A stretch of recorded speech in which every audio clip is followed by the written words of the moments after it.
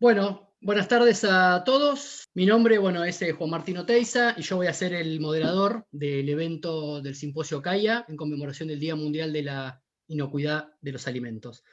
Para los que no conocen, les voy a hacer una breve introducción de CAIA. Les cuento que esta comisión, que es la Comisión Argentina de Inocuidad Alimentaria, se formó en el año 2015, bien, y es la subsidiaria, la filial argentina de la IAFP, ¿sí?, que funciona dentro de la División de Alimentos, Medicamentos y Cosméticos, que pertenece a la Asociación Argentina de Microbiología, entidad sin fines de lucro. Desde la asociación se generan una serie de eventos, congresos, talleres y jornadas sobre varios temas de importancia para toda la cadena de producción de los alimentos, ¿sí? Hemos recibido varias consultas relacionadas de cómo uno puede afiliarse a la Asociación Argentina de Microbiología. Brevemente les comento, uno tiene que ir a la página web que figura acá abajo, www.aam.org.ar, encontrará una pestaña que dice asociarse y ahí pueden directamente, está el formulario de inscripción, ¿sí? Hacerse socio les permite tener aproximadamente de descuentos, un 50% de descuento en todas las actividades de la asociación, no solo de la comisión, así que realmente, vale la pena consultar y asociarse. Hay cursos en esta virtualidad, digamos, que son a distancia. Bien, la cuota mensual es de aproximadamente 400 pesos, así que es algo muy económico. Si quieren tener más novedades de la división, también pueden entrar a través de la página que les comentaba recién, www.am.org.ar, en la pestaña institucional, divisiones, DAMIC y CAIA. También nos pueden seguir a través de LinkedIn o de las redes sociales. Bueno, quiero agradecer especialmente a los sponsors que nos acompañan en este evento: 3M, Neogen, Pol, Diversey, Biomerieux, BioArtis, Merck, BCR Labs y Pedido Ya Market, ¿no?, que hacen posible, que esto sea posible. Valga la redundancia. En este momento tenemos 360 personas conectadas de varios países de Latinoamérica. Así que realmente estamos muy contentos por el apoyo y la participación de todos ustedes. Bueno, vamos a comenzar entonces con el programa. Les quiero comentar que si tienen alguna consulta, alguna pregunta, lo tienen que hacer a través del botón preguntas y respuestas que encontrarán en la parte de abajo del monitor, o Q&A si tienen la computadora en idioma inglés. Bien, vamos a dar inicio entonces a este evento. Le paso la palabra a Fabiana Guglielmone. Fabiana, les cuento que va a ser las palabras de apertura del evento. Voy a hacer una presentación. Fabiana es licenciada en Tecnología de Alimentos, especialista en Gestión de la Calidad. Ella es auditora líder FSC 22000 y instructora líder FISMA, además de docente de la maestría en Gestión de la Seguridad Alimentaria de eSalud. Fabiana actualmente se desempeña como Global Expertise Quality Manager en Unilever y es la presidenta actual de la CAIA y miembro de la comisión directiva de la Asociación Argentina de Microbiología. Así que Fabiana, te paso la palabra y muchas gracias. Gracias, Juan, gracias. Gracias a todos por estar. La verdad que lo mío solamente la apertura, es una bienvenida, es darles la bienvenida al evento, al simposio. Como les comentó Juan, nosotros comenzamos las actividades en CAIA desde el año 2015, que ahí surgió como filial argentina de la International Association for Food Protection, y desde ahí el equipo que formamos, que realmente es un equipo multidisciplinario con gente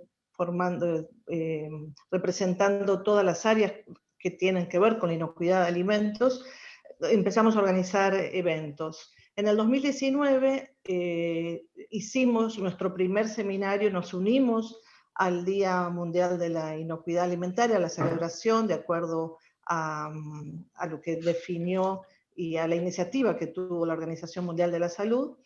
Tuvimos nuestro primer simposio, que en ese momento lo pudimos hacer cara a cara, fue un lindo simposio. El año pasado tuvimos que movernos a este mundo virtual, pero también hicimos un simposio con mucho foco en la cultura de inocuidad, que fue súper exitoso. Y bueno, pensábamos que este año íbamos a poder volver a la presencialidad, no fue el caso, y lo que nos da como beneficio este formato es que podemos llegar a gente que está en distintos lugares y sabemos que nos están escuchando desde varios lugares de Latinoamérica y mismo creo que hay gente de España también conectado. Así que eso es lo bueno. La verdad es que el lema de este año de la Organización Mundial de la Salud es alimentos inocuos para un mañana saludable. La realidad es que lo que nos están solicitando es que pongamos foco en la prevención para disminuir la incidencia de enfermedades de transmisión alimentaria. Entonces, con esta intención armamos el programa. Contamos con 4 disertantes súper prestigiosos que nos van a brindar su experiencia en una linda agenda que se armó pensando en lo que realmente la audiencia está interesada, o todos los que estamos trabajando en inocuidad nos interesa.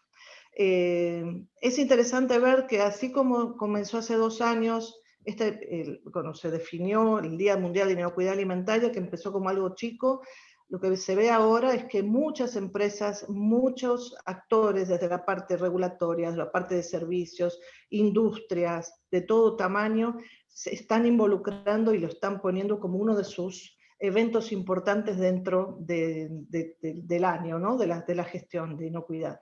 Así que creemos que es muy importante y bueno, la idea nuestra es aportar un poco más a la concientización. Así que por mi parte, agradecer a todos, obviamente a los disertantes, participantes y patrocinantes también. Gracias. Bueno, gracias Fabiana por tus palabras. Vamos a seguir entonces con el programa dispuesto para el evento. Nuestra primera panelista va a ser Margarita Corrales. Ella va a exponer sobre experiencias y desafíos en inocuidad alimentaria en la región de las Américas. Margarita, si querés ir compartiendo pantalla, mientras les cuento que ella es graduada en tecnología de los alimentos, tiene un doctorado en química y toxicología de alimentos y una maestría en ciencia y tecnología de los alimentos y un MBA. Cuenta con más de 15 años de experiencia trabajando en el área de inocuidad de los alimentos y cooperación técnica, y desde el año 2018 es coordinadora del área de inocuidad de alimentos del Centro Panamericano de Fiebre Aftosa y Salud Veterinaria, o sea, PAN-Aftosa, de la Organización Panamericana de la Salud. Adelante, Margarita, entonces, con tu presentación. Recordá desmutear el micrófono, por favor. Ups. Ok, muchas gracias, Juan. Muchas gracias a todos y muchas gracias por esta invitación al CAIA. La verdad que es un honor estar aquí con todos vosotros y me enorgullece ver tantos seguidores de inocuidad alimentaria interesados en este nicho, que es muy importante porque sin inocuidad los consumidores nunca tendrían comida segura y saludable y tendrían muy mala salud. Entonces, gracias a todos por estar aquí y por vuestra dedicación. Y bien, quería en mi presentación, a ver si puedo pasar, ay, no sé por ahora. Simplemente quería mostrar la visión general de las enfermedades transmitidas por los alimentos en las Américas. Y como podéis ver, aquí enferman 77 millones de personas en las Américas, de las cuales 9.000 mueren, y los niños son los más vulnerables de todos. Ahí enferman unos 31 millones, casi el 40%, y de ellos 2.000 mueren. Como ven, los agentes principales que causan estas enfermedades transmitidas por los alimentos son microbiológicos, ¿no? Como E. coli, Campylobacter, Salmonella y también Novovirus. Solo me gustaría mostrar aquí los datos en costos de productividad y también en costos médicos que ocasionan las enfermedades transmitidas por los alimentos en un estudio que hizo el World Bank, el Banco Mundial, en el 2016, y para América Latina y el Caribe se estiman que 7,4 millones de dólares son perdidos en productividad y costos de médicos. Desde Panaftosa trabajamos para fortalecer los pilares fundamentales del sistema de control de alimentos de los países, que abarcan distintos segmentos. Uno es las políticas y marcos regulatorios, los sistemas de inspección, campañas de comunicación y educación, vigilancia de enfermedades transmitidas por los alimentos y laboratorios. También trabajamos con ellos en lo que es la gobernanza dentro de los países, en facilitar colaboraciones entre países y con instituciones, también en competencia técnica de los funcionarios y otros actores de importancia dentro de la cadena de producción de alimentos. Y bueno, también recursos, los países tienen que tener recursos suficientes para mantener lo que es todas estas actividades. Y es importante tener una buena colaboración entre el sector público, el gobierno, ¿no?, el sector privado, industria y también con los consumidores. Todo tiene que estar alineado. Esto me gusta porque da la perspectiva general de los segmentos principales del sistema del control de alimentos en los países. Bien, aquí me gustaría resaltar los desafíos principales que vemos en los países y que es una falta de coordinación entre ministerios. Muchas veces hay duplicidad de actividades entre el Ministerio de Salud y Agricultura. Otros hay lagunas que no están abordadas por ningún ministerio.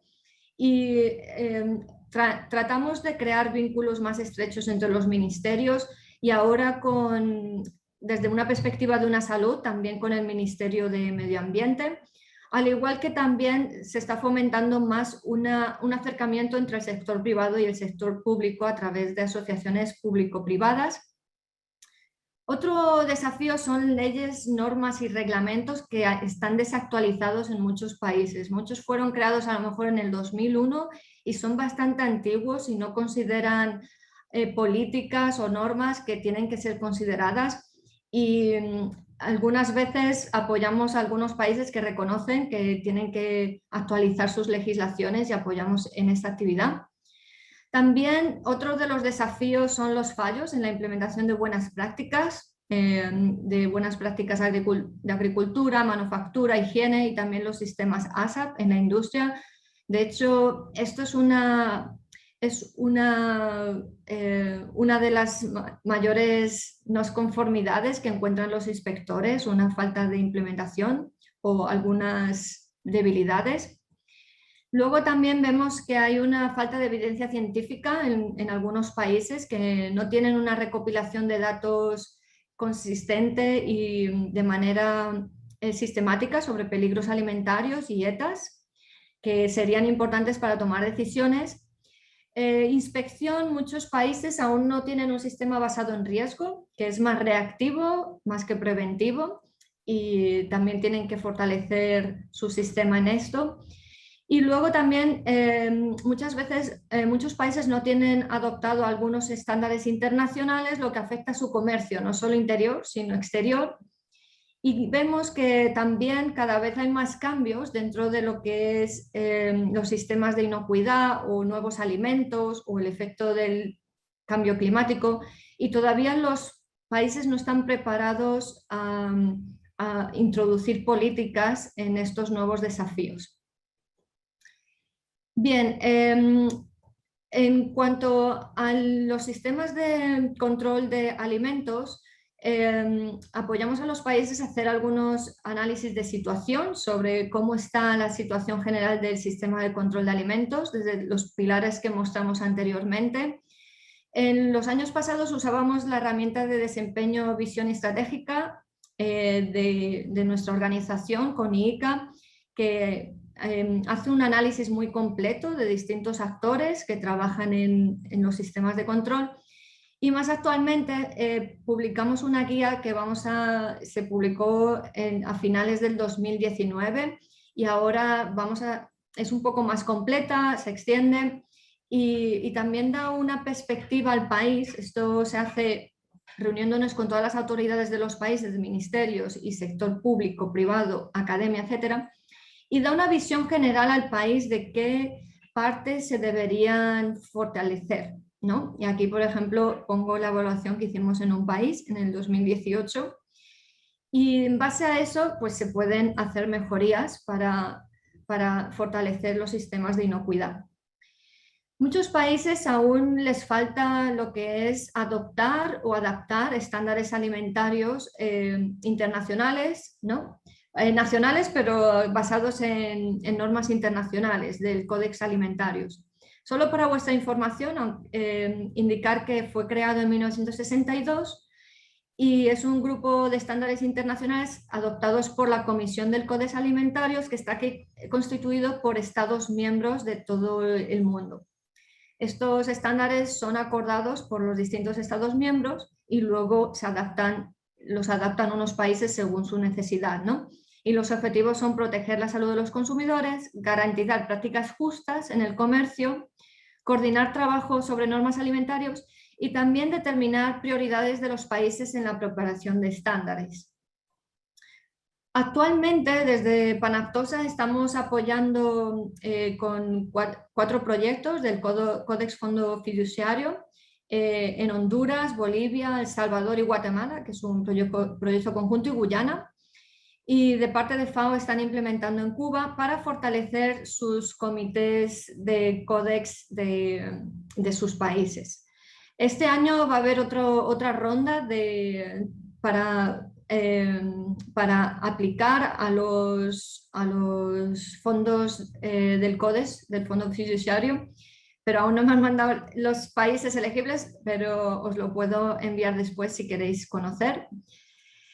Bien, otro de los desafíos y partes y uno de los segmentos a mejorar es la vigilancia de enfermedades transmitidas por los alimentos. Realmente, en un levantamiento que hicimos de manera remota con distintos países y también a través de Internet, vemos que la mayoría de los países tienen un sistema de vigilancia e incluyen las setas. Lo que vemos es una desarmonización entre los países. Unos a lo mejor reportan salmonelas, otro campylobacter, otro a lo mejor no, otros reportan norovirus, hepatitis A. Vemos que no están armonizados y esto se debe crear una mayor armonización que queremos apoyar para tener, la verdad, una visión general de las setas en las Américas. Como indiqué anteriormente, en las Américas se estima 77 millones de enfermos y 9.000 muertes, pero estamos seguros de que estos datos son subestimados y hay muchas más enfermedades que no son reportadas. Entonces, si veis aquí la pirámide de la vigilancia, si comparáis las personas que se enferman por ETAs a los casos reportados, disminuyen según se va avanzando y es algo que hay que fortalecer. Bien, como parte de la resolución de la Asamblea Global de Salud que se realizó en febrero del 2020 para fortalecer los esfuerzos en inocuidad de los alimentos, se acordó y los países solicitaron tener un nuevo sondeo de las enfermedades transmitidas por los alimentos para el 2025. Entonces, desde la central en Ginebra estamos trabajando en una guía para los países que será publicada en breve para ir trabajando y tener un sondeo general sobre la carga de ETAs para el 2025, porque los datos que mostré con anterioridad fueron publicados en el 2010 y hay que ir reportando datos más actuales. Y bueno, entre todos los países se definirá un plan de trabajo, se definirán los conceptos, los peligros y bueno, luego cada país tendrá su trabajo a realizar y un sistema único de cálculos e interpretación de datos para tener un consenso y un reporte global para que nos informe más sobre cómo está la carga de ETAs en 2025. Bien, nosotros desde Panaptosa trabajamos mucho en cooperación sur-sur y tenemos distintas redes. Desde Panaptosa trabajamos con la Red Interamericana de Laboratorios de Análisis de Alimentos y la Red de Análisis de Riesgos de Inocuidad de los Alimentos. Pero dentro de la organización tenemos otras redes como es la de PulseNet, que trabaja más con datos de genómica, de patógenos alimentarios, especialmente de Salmonella. Infosan, que es la red internacional de agencias de inocuidad de los alimentos, que reporta brotes y emergencias de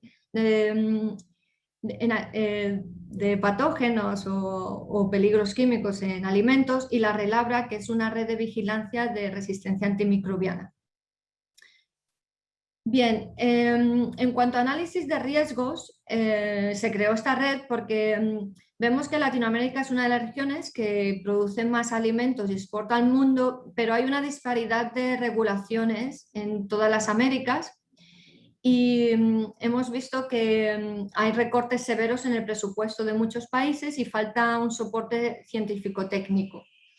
Y también se tienen que fortalecer y modernizar los sistemas de inspección y también crear guías armonizadas. Entonces, si veis aquí el mapa regional, vemos que algunos países sí tienen regulaciones de inocuidad basadas en riesgo, que están aquí en rojo. Otras tienen no basadas en riesgo. Otras tienen regulaciones de inocuidad, no tienen agencias de inocuidad, recaen sobre el Ministerio de Agricultura y Salud. Y bueno, aquí en verde están que llevan actividades de monitoreo 3 o 4 veces al año, mientras que las que están en azul un monitoreo más menor. Y luego hay otros países que no tienen identificado sus regulaciones o los sistemas de monitoreo. Y entonces estamos apoyando a estos países a fortalecer. Esto fue una encuesta del 2013. Actualmente estos países, algunos de ellos han avanzado y bueno, lo actualizaremos un poco más.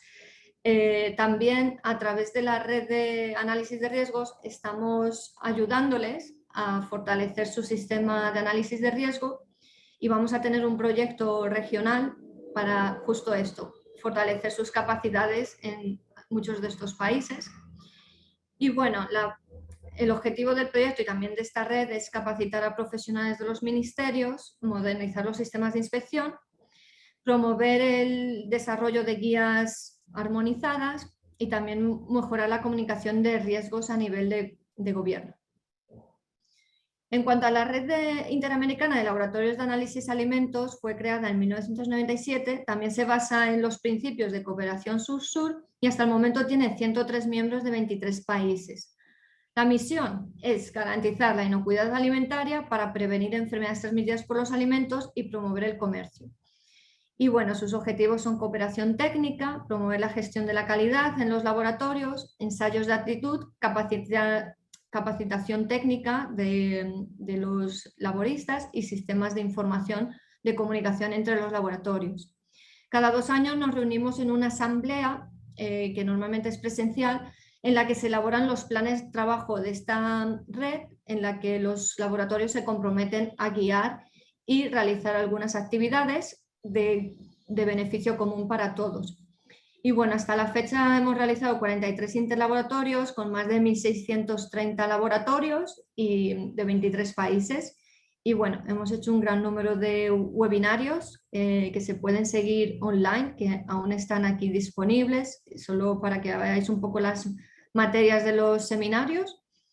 Y bueno, se pueden acceder en nuestra página web y son muy solicitados y la verdad que no paramos de tener solicitudes para estos seminarios. Bien, también realizamos cooperación técnica en otros estadios de la granja a la mesa. En buenas prácticas agropecuarias tenemos una guía de las 5 llaves, pero es para agricultura más familiar, más pequeño. Y también buenas prácticas para prevenir la RAM en la producción de animales. Luego tenemos guías de buenas prácticas, de manufactura, ASAP, también de manipuladores de alimentos, etc. En cuanto al comercio, nos estamos centrando mucho en los mercados. De hecho, ya realizamos varias iniciativas, uno en Paraguay para municipios saludables con mercados más seguros, con con medidas de bioseguridad, no solo para evitar que se vendan animales vivos, sino también para que se mantenga la inocuidad, y también en mercados de Ecuador. Y estamos ampliando esta actividad por cómo se piensa que se originó la COVID-19, para evitar otros posibles patógenos zoonóticos que puedan saltar de animales a humanos en los mercados. También realizamos campañas para el consumo de alimentos, o sea, las 5 claves para un alimento seguro, también buenas prácticas de alimentación para niños. Y luego, en cuanto a vigilancia y control, que está toda la parte de análisis de riesgo, pues manuales de inspección basada en riesgo, evaluación de riesgo y también en la vigilancia de RAM. Simplemente aquí lo que hemos visto, lo que estamos trabajando e iniciando más fuertemente es sobre también reducir los riesgos en los mercados de alimentos, como mencioné antes, porque se ve que hay una falta de control en algunos mercados rurales, ¿no? Y se venden alimentos y animales vivos en el mismo mercado. No hay separación entre comida cruda de origen animal y alimentos listos para el consumo. No se presta atención a la inocuidad de los alimentos, falta infraestructura básica y bueno, falta un poco de concienciación sobre las medidas básicas de manipulación de alimentos. Simplemente cuando visitamos algunos mercados vemos que muchos de los productos no están inspeccionados y pueden ocasionar un riesgo para la salud de los consumidores, y es lo que se quiere evitar y concienciar. En cuanto a vigilancia integrada de la RAM, estamos apoyando países de la región. Ahora tenemos un proyecto de la Unión Europea en todo lo que es Suramérica, que incluye 7 países, Argentina está incluido, y nos centramos en la vigilancia integrada de la RAM, más en la parte de la población animal y alimentos, y estamos apoyando a los países en tener una vigilancia integrada, en coordinar actividades por la parte de agricultura con la salud humana, porque vemos que aquí hay más debilidades. A nivel de salud humana sí se ha investigado bastante la resistencia antimicrobiana, pero a nivel de producción animal está menos desarrollado, y bueno, estamos trabajando con ello, no solo en países de Suramérica, sino también de Centroamérica, pero en Suramérica tenemos este proyecto que es un impulso muy grande para la vigilancia integrada, y trabajamos con nuestras contrapartes de la FAO y OIE en el acuerdo tripartite para abarcar lo que es toda la vigilancia integrada, ¿no?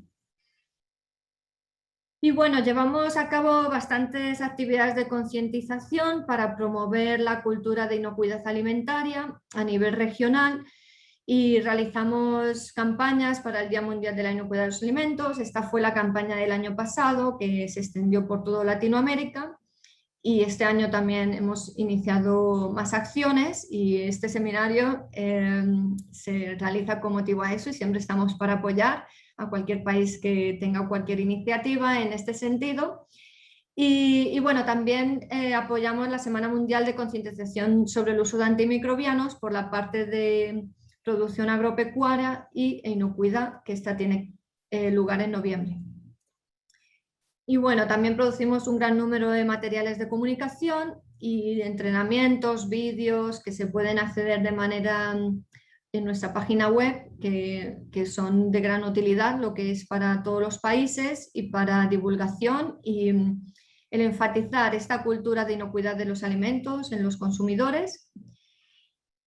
Y bueno, esto es todo con mi presentación, y os deseo un feliz Día Mundial de la Inocuidad de los Alimentos, y si tienen alguna pregunta estoy aquí a vuestra disposición.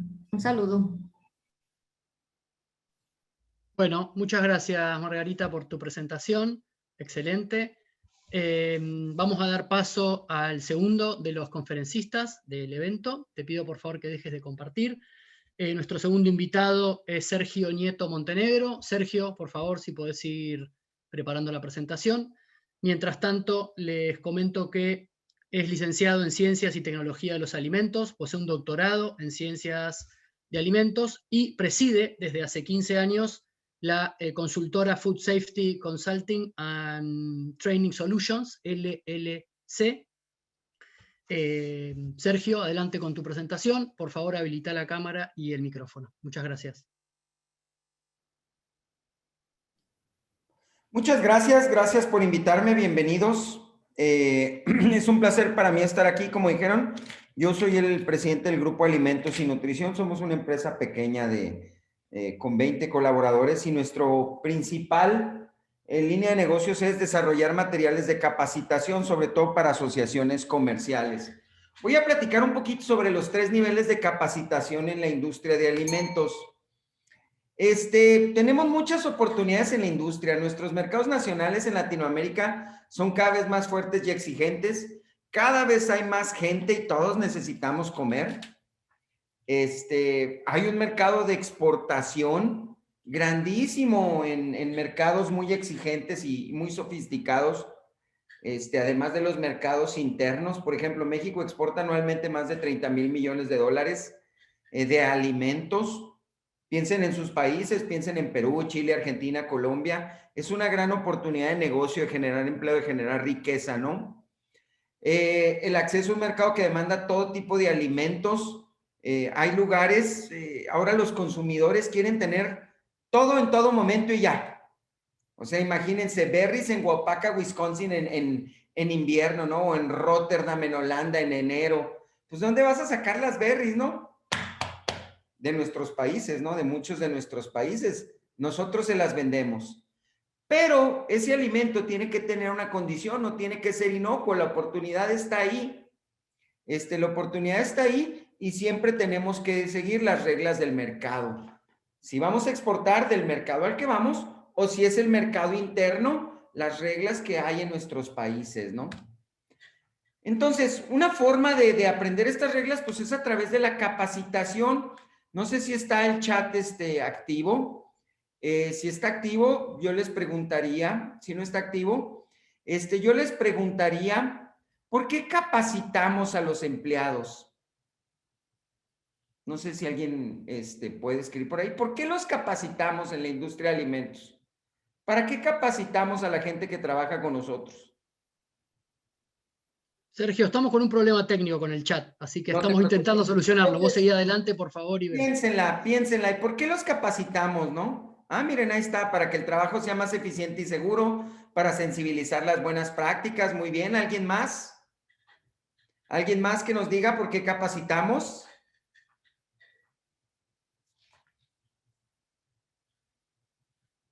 Muy bien. Somos 468 participantes y hubieron 2 valientes que nos dijeron una respuesta, ¿no? Habrá empresas que capacitan, ponen por ahí, para concientizar. ¿Papeleo?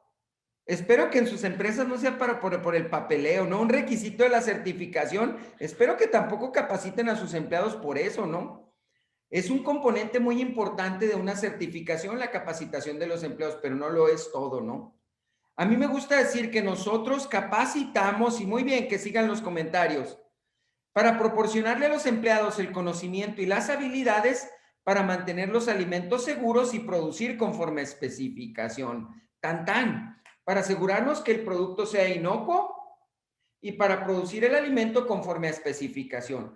Hay otras cosas por las que capacitamos que son súper importantes, ¿no? Como para el cuidado del medio ambiente, como también para,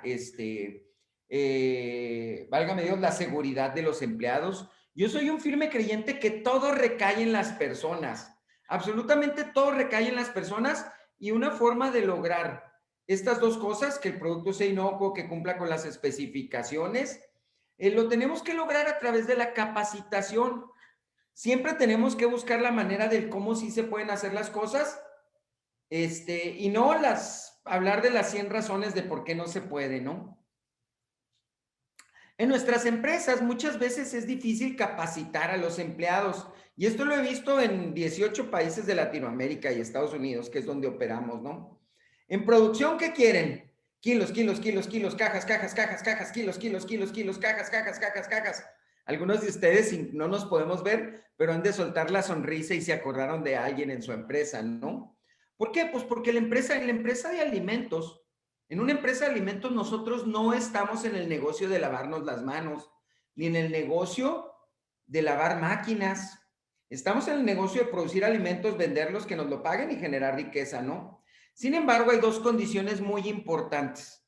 La número uno es que ese producto tiene que tener la calidad que nos piden nuestros clientes. Y segundo, el producto tiene que ser inocuo. El primero es negociable, el segundo no lo es. Punto. La inocuidad no es negociable. La calidad sí la es. Y nosotros tenemos que buscar la forma de producir los alimentos de manera segura. ¿Y cómo podemos lograr esto? A través de la capacitación, pero no solamente a través de la capacitación, dándole seguimiento a la capacitación. Y bueno, esto nos va a llevar a generar una cultura de inocuidad de los alimentos. Voy a introducir unos conceptos muy sencillos sobre capacitación. Aspectos claves: educación contra entrenamiento, ¿no? En la educación uno muchas veces enseña el conocimiento y en el entrenamiento las habilidades. Ya mencioné que la capacitación es clave en cualquier programa de inocuidad alimentaria y la capacitación es parte de la cultura alimentaria de la empresa. Ya lo dije también, durante la capacitación, si tú tienes una empresa que hace quesos, pues ahí le vas a transmitir tú las expectativas de tu empresa, qué esperas de ellos y le vas a dar los conocimientos y habilidades. Los supervisores juegan un papel clave en este proceso de capacitación porque es quien les va a dar seguimiento a la capacitación que tú tuviste en el piso de producción, ¿no? Hoy en día la capacitación es más importante que nunca, ¿no? Tenemos algunos años hablando del tema de cultura de inocuidad, o hablando de procesos muy modernos, pero todo recae en las personas, ¿no? Entonces, la capacitación es más importante que nunca hoy en día, ¿no? ¿Y cuál es la clave en una empresa de alimentos para saber qué capacitación y cómo la tengo que llevar a cabo? Bueno, una clave es, y esto nos lo dijo la colega en la plática anterior, dijo por ahí, hay programas no basados en riesgo, ¿no? ¿Qué tengo que hacer yo en mi empresa para lograr? Y es una de las tantas cosas, no, de manera general. Yo tengo que evaluar mis riesgos y ver en qué temas tengo que capacitar a los empleados. Y una evaluación de riesgos puede ser una evaluación bien sencilla. No tiene que ser algo súper lujoso. A ver, mis empleados están lavando las manos. ¿Cómo le hago para saber si lo están haciendo? Pues, ¿qué puedo hacer? Voy y me paro y los veo, como decimos en México, los sopeo, los veo.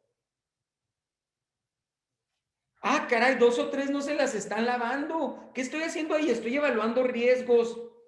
A ver, ¿en realidad están tomando las temperaturas como yo dije que hago? ¿Cómo evalúo ese riesgo de que mi producto no alcance la temperatura correcta? Voy y me paro ahí, y evalúo si ese riesgo está ahí. Y si está ahí ese riesgo por una mala práctica, pues yo voy a elegir un tema de capacitación y voy a capacitar a esos empleados de manera inmediata, ¿no?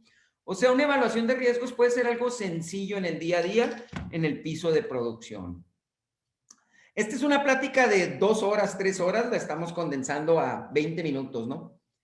A mí me gusta decir que hay 3 niveles de capacitación, nivel 1, nivel 2 y nivel 3. El nivel 1 es el que le das a los dueños de las empresas, donde tú dices, y los gerentes de control y aseguramiento de la calidad, donde tú dices, ¿qué voy a hacer? ¿Cómo lo voy a hacer? ¿Y cuánto les va a costar para que se tomen las decisiones pertinentes, ¿no? Luego viene la capacitación nivel 2, que es la capacitación que tú le das a los técnicos y supervisores de control de calidad, supervisores de cuadrilla, los técnicos, los profesionales de inocuidad de los alimentos de las empresas. Muchos de los eventos que ustedes hacen yo los pondría como nivel 2, ¿no? Donde tú le enseñas a alguien a un concepto muy elevado, ¿no? Un curso de HACCP, un curso de PSQI, un curso de productos agrícolas frescos, cómo escribir un POE, etcétera, etcétera, etcétera. Y luego viene la capacitación nivel 3. La capacitación nivel 3 es la que nosotros le damos a todos los empleados de línea, a todos los obreros, a toda la gente que cosecha. Y a esta gente muchas veces Hay que darle nada más el conocimiento y las habilidades básicas. Hay que decirles el porqué de las cosas y las cosas que tienen que saber. Yo me he encontrado que luego vas a una empresa y capacitan a los empleados nivel 3 en buenas prácticas de manufactura, ¿no? Y les empiezan a enseñar, las paredes tienen que ser lisas, no porosas y lavables. Pónganse a pensar, el empleado no tiene nada que ver con cómo son las paredes. Al empleado hay que decirle que hay que mantenerlas limpias y cómo se lavan esas paredes, ¿no? De la infraestructura se hace a nivel 1. Entonces, mi sugerencia es, tenemos que pensar muy bien hacia quién voy a dirigir mi mensaje de capacitación y moldear ese mensaje de acuerdo a mi audiencia. Hay conceptos que son súper difíciles de transmitir a los empleados, ¿no? Por ejemplo, comunicación de riesgos a los empleados. Vamos a suponer que ustedes son una empresa exportadora por ahí en el Perú o en Colombia o en Argentina y exportan a Europa, ¿no? O a Estados Unidos. Estamos en el campo, ¿no? Se levanta la señora con la familia, peinan a los niños, traen 2 niños y se suben a la moto todos, ¿no? El señor, la señora, un bebé y una niña en edad escolar. Se suben los 4 a la moto y ahí van, ¿no? Y luego después de eso, van y dejan a la niña a la escuela, le dan su bendición, van y dejan con la suegra al bebé, van y dejan a la señora al empaque y el señor, que él sí traía casco, pues porque es el que va manejando la moto, se va a cosechar producto, ¿no? Mi pregunta es, ¿hay riesgo en esa práctica? Claro que lo hay mucho riesgo. ¿Cómo le puedo explicar a esa familia que trabaja en un empaque y que trabaja en una huerta, que hay una cosa que no pueden ver, que es un microorganismo patógeno y que además pudiera enfermar a alguien? Es súper difícil comunicar los riesgos, ¿no? ¿Cómo se lo explico cuando ellos viven riesgos? Y además que puede enfermar a una persona que ni conocen, que vive o en la capital del país o vive a 5,000 kilómetros de distancia en otro país, ¿no? Otros conceptos importantes, cloro total, cloro libre, microorganismos indicadores contra patógenos, llenados de registro. Pónganse a pensar por un momento cosas que son muy familiares para nosotros y piensen, ¿cómo se las puedo yo transmitir a mis empleados de manera sencilla? Hay 3 tipos de capacitación fuera del trabajo. No necesariamente es en un salón lujoso. Podemos capacitar en el trabajo, en el mismo piso de producción. Cuando mis empleados nuevos llegan. E-learning es otra forma de capacitar. Ustedes decidan cuál funciona para ustedes. ¿Cuál es la mejor? La que funcione para ustedes, ¿no? Hay diferentes actividades de gestión que tú tienes que llevar a cabo cuando vas a hacer una capacitación. Planeación, el día de la capacitación y el seguimiento. Cada una es importante de diferente manera, ¿no? ¿Cuántas veces le preguntan ustedes al de producción, oye, necesito capacitar a los empleados, ¿me los prestas? La respuesta va a ser no. A muchos de ustedes les ha pasado esto, ¿no? Oye, ¿me los prestas? No. Oye, la semana que entra tenemos una auditoría, ¿me los prestas? No, el día anterior, mañana es la auditoría, ¿me los prestas? Aquí están, capacítalos. Pero eso no es cultura de inocuidad. ¿Cómo puedo evitar ese tipo de prácticas a través de la planeación? Y bueno, piensen ustedes, aquí dejo a la reflexión. Cuando yo vaya a capacitar a alguien, tengo 3 actividades claves. La planeación, el día de la capacitación y el seguimiento de la capacitación.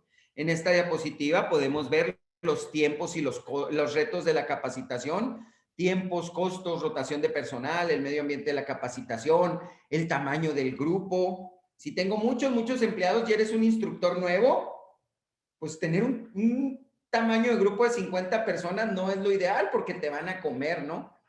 Mi recomendación es, cuando eres una persona nueva capacitando, utiliza una mentoría.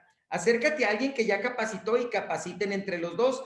Y poco a poquito, paso a pasito, solito vas a ir agarrándole la onda, como decimos en México. Enseñando el programa. ¿Qué tenemos que hacer cuando estoy enseñando el programa? Conocer a nuestra audiencia. ¿Es gente súper educada o es gente que no ha ido a la escuela o que ha ido nomás a los primeros años de escuela?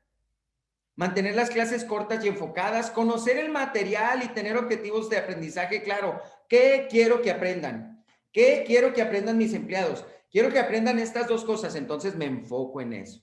No hay que ser repetitivos, hay que enfocarnos en qué queremos que aprendan. También como instructores tenemos que aprender cuando nos tenemos que callar. Algunas actividades hay que organizar la clase de manera que todas las secciones incluyan conceptos clave, que todas las secciones que le voy a enseñar a mis empleados tengan algo de carnita, ¿sí? No enseñar todo lo importante al principio y luego dejar lo que es paja al final, ¿no? Hay que ponerle carnita a cada una de las secciones en las que estamos enseñando. Perdón si a veces hablo muy mexicano, pero yo creo que todos ustedes vieron El Chavo del Ocho y me entienden. Use ejemplos prácticos durante la clase. Yo siento que el mejor instructor es el que agarra una regulación, un estándar y puede trasladar eso al piso de producción y traducírselo al lenguaje que la gente habla en el piso de producción, en una huerta, en un empaque, en una procesadora. Observar a la audiencia también es súper importante cuando están enseñando. Si alguien frunce el ceño, ¿qué significa? Pues que no te están entendiendo, ¿no? Y hay señales que te pueden mandar. Me quedan 5 minutitos, creo yo. Otra cosa que es súper importante. Niveles de destreza tecnológica. No asumir. Las nuevas tecnologías pueden ser complicadas. Yo no nací sabiendo cómo medir el desinfectante en una solución desinfectante. Alguien me lo tiene que enseñar. Cosas que son muy sencillas para mí, alguien me las tiene que enseñar. Los empleados a veces no saben lo que tú crees que saben. Entonces, si hay un concepto nuevo, destina tiempo para enseñárselos a los empleados, aunque sea una cosa tan sencillita, para que después no tengas el problema. No, pues es que nadie me lo dijo y en realidad nunca nadie le dijo cómo hacer algo. Entonces, ¿es culpa del empleado esa mala práctica? No, es culpa de nosotros que no se lo enseñamos. ¿Por qué? Porque a veces asumimos que ellos saben cosas muy sencillas, ¿no? Yo no nací sabiendo cómo usar una lavadora de máquinas a presión, o la diferencia entre ácido peracético y cloro, o la diferencia entre hay muchas cosas que son muy sencillas para nosotros, pero para los empleados no. Algo que me puede ahorrar mucho tiempo es, una vez que le enseñé algo a un empleado y que le preguntas, ¿me entendiste? ¿Cuántas veces no nos han dicho, ¿me entendiste? A ver, demuéstramelo. Entonces, si te hacen, pues que te lo demuestre, ¿no? Y si no lo saben demostrar, pues vuelves a explicar el concepto, ¿no? La comunicación, tienes que transmitir un mensaje de un emisor a un receptor, en este caso del instructor al estudiante. Puedo usar comunicación verbal, no verbal o paraverbal. Comunicación verbal significa las palabras. Comunicación no verbal, los gestos que hacemos, ¿no? Si se fijan, yo hablo mucho con las manos. ¿Cuántos de nosotros no tenemos niños? Y a veces con una sola mirada se regresa y sabe qué fue lo que pasó, ¿no? Comunicación paraverbal es cuando tú cambias el tono con el que estás hablando, ¿no? El lavado de manos es la práctica individual más importante. Cuando vas al baño, es la práctica individual más importante cuando te tienes que lavar las manos. Subes el tono cuando hay algo muy importante, ¿no? Importante hablar con los estudiantes, no con ellos. Usar preguntas ¿cómo puedo generar discusión con mis estudiantes? Haciéndoles preguntas. Y tienen que ser preguntas abiertas, no respuestas de sí o no. Fíjense, piénsenla. Si yo les pregunto a ustedes, ¿es muy importante lavarse las manos? Sí. Y luego, ahí no generamos una discusión, pero si yo les pregunto, ¿por qué es importante lavarse las manos? Bla, bla, bla, bla, bla, bla, bla, bla, bla. La gente empieza a hablar, ¿no? ¿Es importante limpiar una máquina? Pues sí. ¿Cómo limpiamos y desinfectamos esa máquina? Y te quedas callado hasta que alguien empiece a discutir, ¿no? Hacer preguntas de seguimiento y por qué, y por qué, y por qué. Hagan la capacitación divertida. El aprendizaje es proporcional a la diversión que puedan tener sus estudiantes en clase. Para terminar, me quedan 2 minutos. La capacitación no termina cuando finaliza la sesión. Sí, se necesita mucho compromiso, paciencia, pero sobre todo, seguimiento. Los cambios de conducta en mi empresa no ocurren de la noche a la mañana. Roma no se hizo en un día. Tener el conocimiento no significa que va a haber un cambio de comportamiento. Hay que darle seguimiento a todo lo que yo hago en mi capacitación. Los supervisores y gerentes son la clave en la implementación del contenido de la capacitación. ¿Por qué? Pues porque ellos son los que están en el piso de producción. son los que le van a decir, oiga, por favor, regrésese y lávese las manos. ¿No va a ser la persona de inocuidad que dio la clase o que dictó el curso? Entonces, tenemos que estar con ellos y capacitarlos a veces en habilidades blandas. ¿Qué se necesitan para darle seguimiento a la capacitación? Ellos tienen que ser capaces de reforzar las reglas con respeto y justicia en medio de los empleados y tener motivadores positivos. ¿Cuándo fue la última vez que ustedes como supervisores le dijeron a las personas, buen trabajo, oiga, noté que todos nos estamos lavando las manos, o noté que ya no hay quejas de calidad? ¿Cuándo fue la última vez que le dijimos eso a nuestros empleados? Gracias por hacer esto, que lo aprendimos en X, Y o Z capacitación. Son cosas que tenemos que hacer. Y bueno, para cerrar les recuerdo, la inocuidad no es negociable. Me gustaría que pusieran en el chat una cosa que aprendieron el día de hoy y que la van a aplicar. Y regresaremos a ellas durante el periodo de preguntas y respuestas. Muchas gracias y buenas tardes.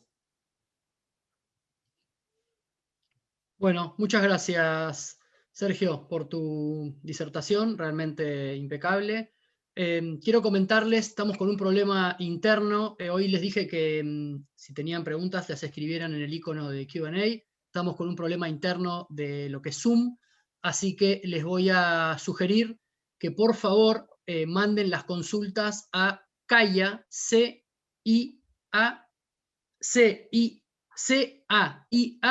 Kaya, @aam.org.ar. Repito, kaya@aam.org.ar. Ahí hay dos personas que están en este momento chequeando el correo, así que todas las consultas que tengan, tanto para Margarita como para Sergio, por favor, mándenlas vía el correo que les acabo de pasar. Vamos a seguir entonces con el evento. Es el turno de Carlos Giovacchini. Carlos va a disertar sobre el impacto de COVID-19 en la prevalencia de las ETA. Carlos, por favor, mientras podés ir compartiendo pantalla, les cuento que, bueno, Carlos tiene alias Goyo, así lo conocen en todo el mundo, así que me voy a tomar el atrevimiento de llamarlo Goyo en el evento. Bueno, Carlos Goyo es licenciado en psicología, posee una maestría en salud pública y una especialidad en epidemiología. Fue coordinador nacional del Sistema de Vigilancia por Laboratorios, Civila, y desde el año 2010 es el coordinador del área de vigilancia epidemiológica del Ministerio de Salud de la República Argentina. Adelante, Goyo, con la presentación. Te voy a avisar cuando te queden 5 minutos, no te preocupes, así que adelante. Muchas gracias Juan Martín, y muchas gracias a todos los organizadores, a la CAIA por esta invitación. Para nosotros es un honor estar, un gusto, la posibilidad de compartir con muchas personas que no conocemos y muchos amigos también de muchos años. Este rato de esta tarde nos invitaron para que podamos compartir con ustedes algo que se desprende de la información de la que disponemos en el Ministerio de Salud de la Nación en relación a la vigilancia epidemiológica de las enfermedades transmitidas por alimentos en Argentina. Yo quiero hacer una breve introducción, por si sé que hay mucha gente, más de 500 personas conectadas, así que suponiendo que no todos están al tanto de la actividad de la vigilancia epidemiológica en particular, solo quería hacer una pequeña introducción acerca de lo que entendemos por vigilancia epidemiológica, ¿no? En función de la producción sistemática de información sobre el comportamiento de eventos de salud o enfermedad en la población, y esa producción sistemática de información requiere de muchas personas y muchos equipos trabajando en el caso Argentina, en todo el país, y quería aprovechar esa introducción para agradecer. Seguramente muchos de ellos son parte del auditorio de hoy, que son quienes son los verdaderos protagonistas de la vigilancia epidemiológica en Argentina.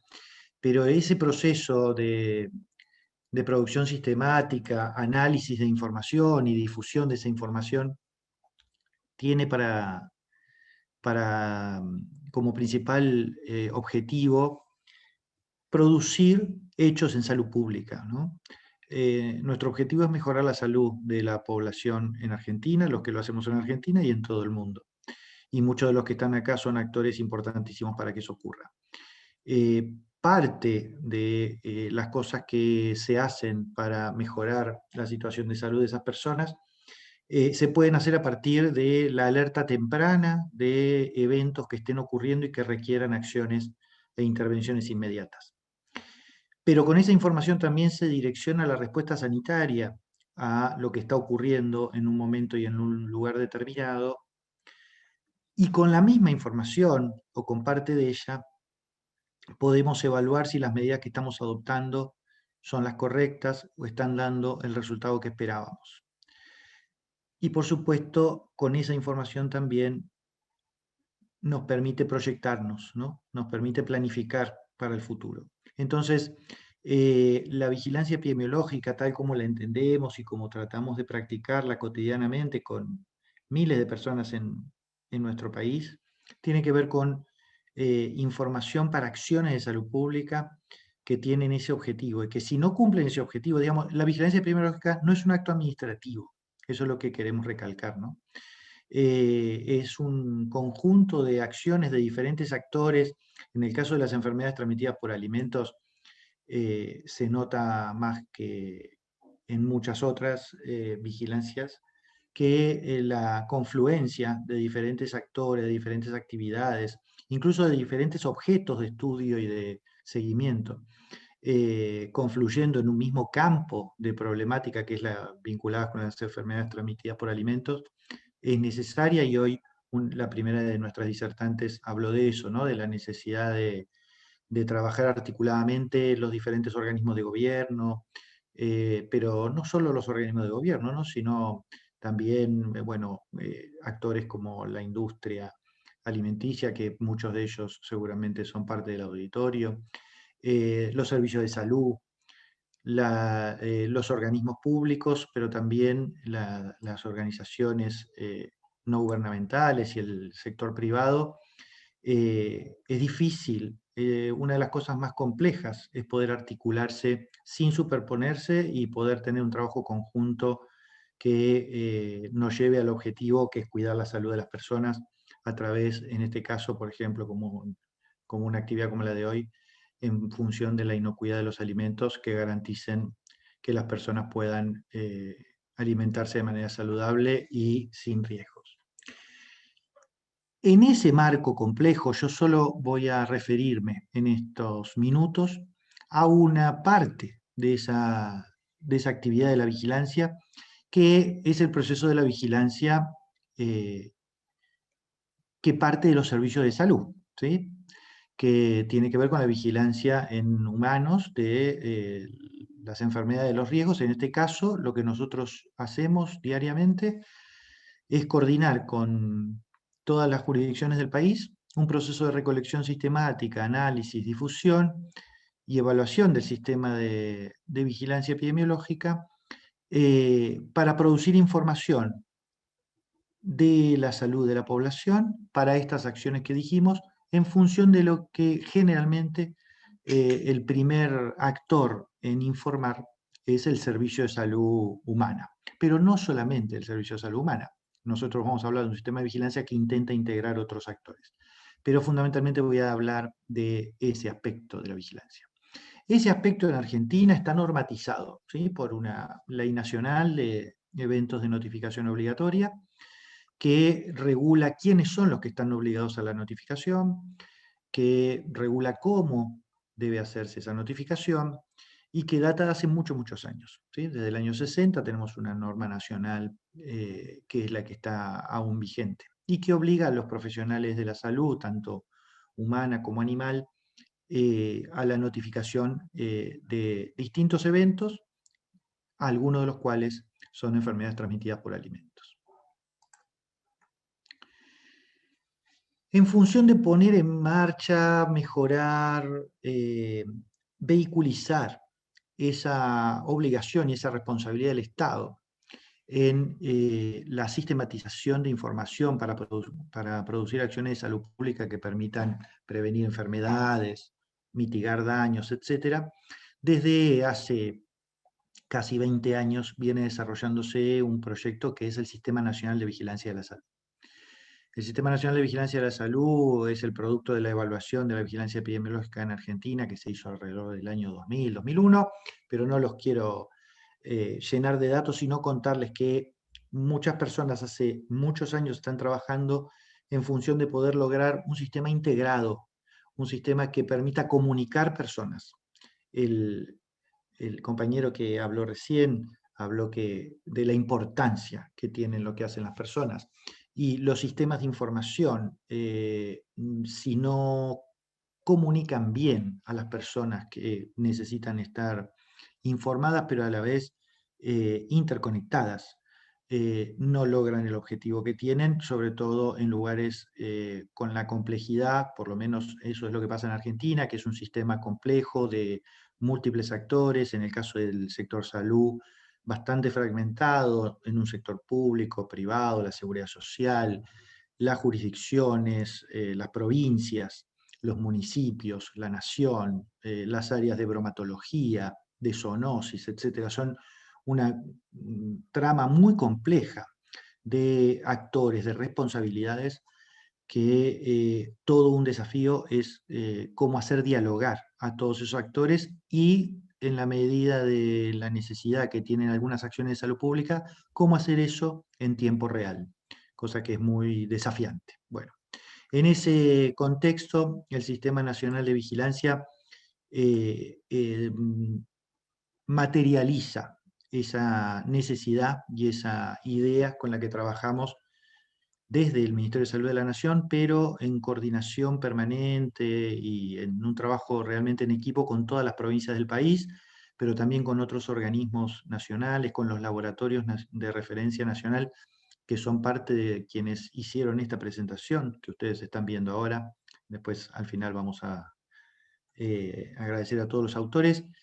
Los laboratorios de referencia, el Instituto Nacional de Alimentos, el SENASA, digamos, muchos actores nacionales que están involucrados en la temática, y 24 provincias que tiene la Argentina, y los municipios y los efectores de salud, etc. En ese contexto éramos unos 5.000 usuarios, 4.000 y pico, del Sistema Nacional de Vigilancia al comienzo de la pandemia, que es el objeto de nuestra charla de hoy, cómo impactó la pandemia en la vigilancia de las enfermedades transmitidas por alimentos. Hoy, a un año y pico del comienzo de la pandemia, son casi 17.000. Y hay cerca de 12.000 establecimientos que participan de la notificación al Sistema Nacional de Vigilancia, donde 8.000 y pico son públicos y 3.000 y tantos privados. Es decir, que tenemos, si bien no es una cobertura completa, es un sistema bien difundido en todo el país. Y en este sistema de vigilancia tenemos dos modalidades de reportes. Una modalidad de reporte numérica, que nos permite establecer indicadores para ver cuáles son las tendencias, etcétera, de algunos eventos que no requieren acciones de caso por caso, sino identificar cómo está la ocurrencia de ese evento a lo largo de las semanas epidemiológicas. Y ahí tenemos eventos clínicos, como para lo que vamos a analizar en un ratito, las diarreas por el componente clínico, o vigilancias por laboratorio, la cantidad de muestras estudiadas y los patógenos identificados en diarreas bacterianas, por ejemplo. Pero por otra parte tenemos un reporte nominal, individualizado, de casos que por alguna razón requieren un mayor nivel de detalle, o porque hay que hacer intervenciones precisas sobre el caso, sus contactos, personas que estuvieran expuestas al mismo riesgo, o bien porque se requiere una identificación del agente etiológico específica, etc.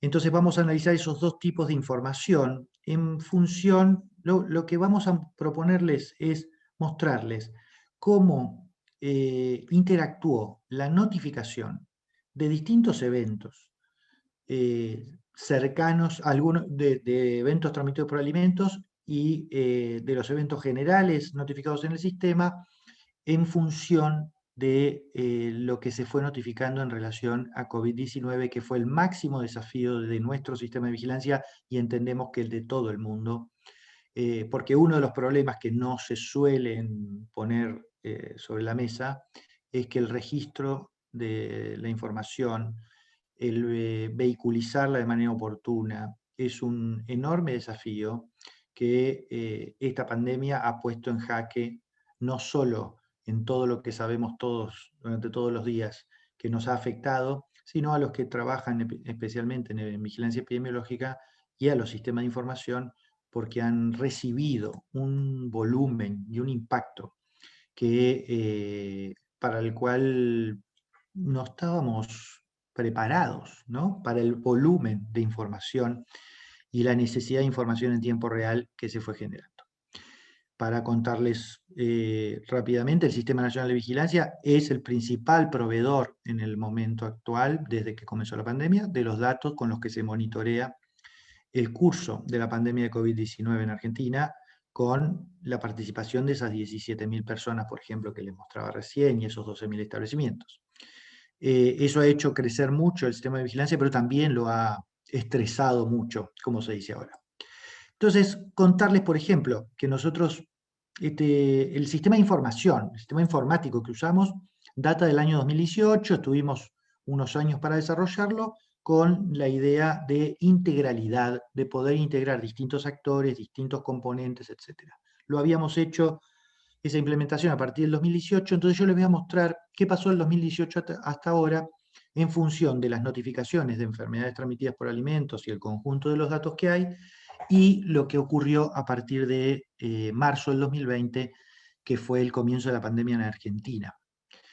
En este gráfico ustedes pueden ver las notificaciones por semana epidemiológica de todos los eventos no COVID que están en marroncito, y lo que está en celeste son las notificaciones de COVID, que por supuesto la escala la vemos en la derecha, que es una escala que no tiene nada que ver con la de la izquierda, ¿no? Nosotros teníamos alrededor de 3.000, 4.000 y hasta 10.000 casos por semana, y ahora tenemos de notificaciones, de eventos de notificación obligatoria, y hemos llegado a tener 450.000 casos notificados en una semana este año, por ejemplo. Por eso lo ven en dos escalas distintas. Pero acá podemos ver que las fichas nominales de eventos que requieren de alguna acción específica de entre el 2018 y 2019, para el 2019-2020 habían aumentado como parte del proceso de implementación, y por un brote, esto que ven acá, este número de casos abultado entre las semanas 9 y 24 del año 2020, está mostrándonos el exceso de casos que tuvimos por una epidemia de dengue que sufrimos en toda la región y en la Argentina también. Goyo, perdón, te quiero comentar que faltan 5 minutos. Sí, perdón, me parecía que eso iba a ocurrir. Entonces voy a ir un poquito más rápido. Entonces acá vemos que para el conjunto de los datos tenemos una baja del número de casos en el año 2020 para todo durante la pandemia, en el marrón. No así, por ejemplo, para fiebre paratifoidea, que tenemos una situación en el norte argentino en aumento y nos fue afectada en términos de datos por la pandemia. Se siguió notificando y de hecho es un evento que está relacionado porque fiebre y diarrea es para la Argentina, es parte de la definición de casos de COVID, con lo cual también son casos estudiados para COVID-19. Para otros eventos, un segundito, que quiero ver si puedo ocultar el...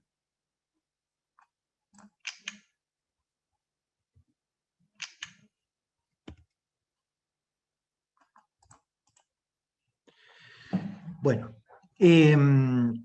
para hepatitis A, acá tenemos cómo fue afectada también la notificación de casos no casos confirmados, ¿no? Sino casos sospechosos de hepatitis A durante el periodo de la pandemia. Vemos que disminuyó el número de casos. Otras enfermedades que también podemos ver cómo baja el número de casos es botulismo, una enfermedad de baja frecuencia, pero que aún así para el año 2020 tuvimos un menor número de casos, pero un número de casos y que no tiene el mismo volumen de merma que otros eventos.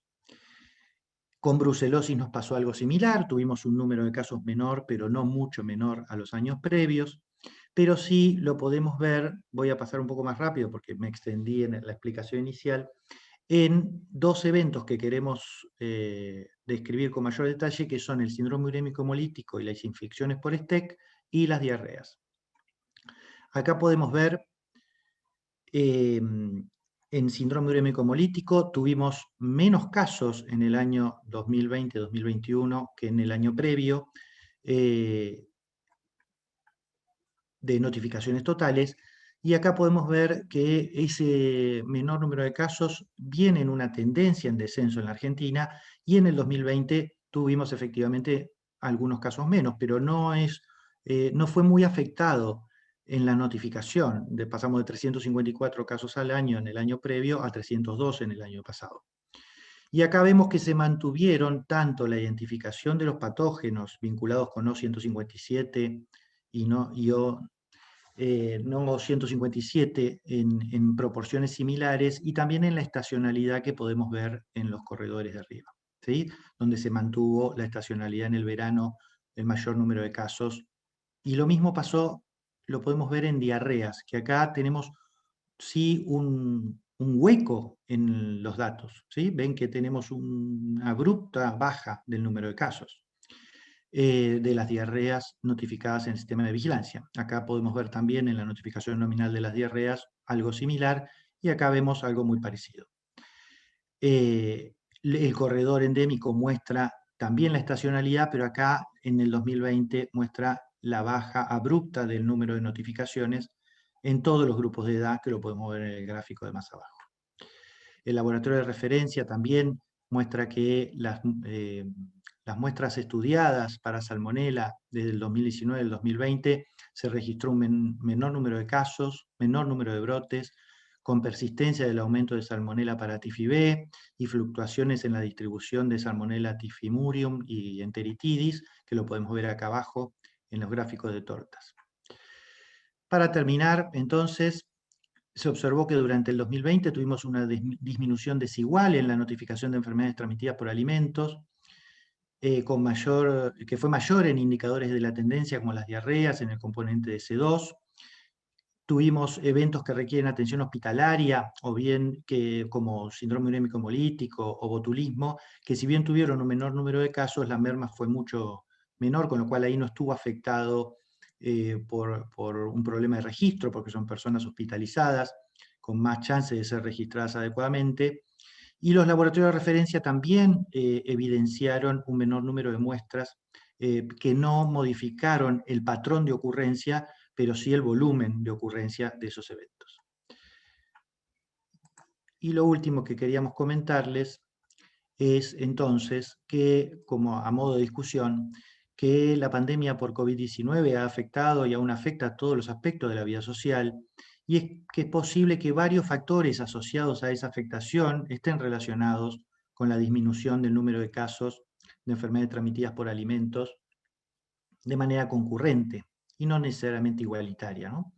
La modificación de los hábitos de higiene que involucró la pandemia, el hecho del uso de alcohol, el énfasis comunicacional en la higiene personal, el distanciamiento social preventivo y los periodos de aislamiento que afectaron la vida social, que disminuyeron los eventos masivos, el turismo, la circulación de productos, etc.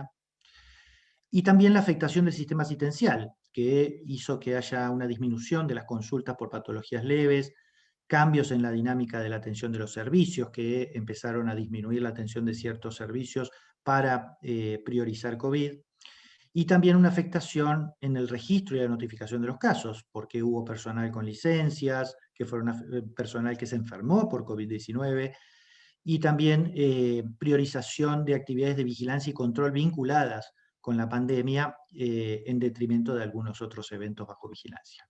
Creemos que fundamentalmente esos son los factores a los que podemos seguramente atribuir la merma en la notificación de estas. Esta es la gente que hizo esta presentación, a la que agradezco mucho, sobre todo al equipo del área de vigilancia del Ministerio de Salud y a los laboratorios de referencia y a todos los usuarios del SNBS. Les pido disculpas si me excedí un poco con el tiempo y les agradezco de nuevo la oportunidad de conversar con ustedes. Gracias, Goyo, muy amable, perfecto con el tiempo, muy interesante la presentación. Les quiero reiterar que si tienen alguna consulta para hacerle a alguno de los disertantes, por favor, envíenla, mejor dicho, al correo calla@aam.org.ar, ¿sí? Les recuerdo, al principio de la jornada habíamos comentado que las escriban en el chat. Estamos con algún inconveniente interno, así que les vuelvo a mencionar el correo, calla@aam.org.ar. Y bueno, vamos a pasar a la última presentación de este día, a cargo de Bruno Sechet. Él nos va a comentar sobre COVID-19 y fraude alimentario. Bruno, por favor, si puedes ir cargando la presentación. Mientras tanto, les comento que él es veterinario, ha ocupado distintos puestos durante 23 años en la industria de los alimentos, para luego fundar Integralim. Es una consultora cuya misión es ayudar a empresas y organizaciones a mejorar la integridad de sus sistemas y de sus productos. Durante su carrera ha desarrollado estándares internacionales, participado en grupos de trabajo de la GFCI, implementado sistemas de gestión integrada de la calidad, inocuidad, sistemas de análisis de riesgo y gestión de crisis, y ha trabajado en 25 países ocupando funciones a nivel tanto local, operacional, funcional o corporativo. Así que Bruno, te dejo con la audiencia.